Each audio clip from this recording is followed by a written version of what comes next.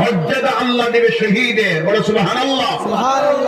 আর মুমিনের এই চোখের পানির দাম আল্লাহর কাছে কতটুক, এই পানি দিয়া দুজকের আগুন নিবানি যায়, সুবহানাল্লাহ বলেন।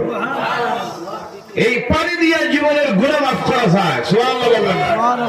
আল্লাহ রাসূল সাল্লাল্লাহু আলাইহি সাল্লাম বলেন, আল্লাহর কোন বান্দা যখন আল্লাহর ডরে আর ভয়ে, খবরের ডরে আর ভয়ে, মৌতের ডরে আর ভয়ে, কিয়ামতের দিনের ডরে আর ভয়ে আল্লাহর সামনে হাজির হওয়া, হিসাব দেওয়ার ডরে আর ভয়ে, দুজকের ডরে আর ভয়ে আল্লাহর দরবারে যখন হাত তোলে আর এই চোখের পানি ছেড়ে দেয়, এক ফোঁটা পানি যেমনি জমিনের মধ্যে পড়ে আমার আল্লাহর রহমতের দরিয়ায় জুস মেরে দেয়।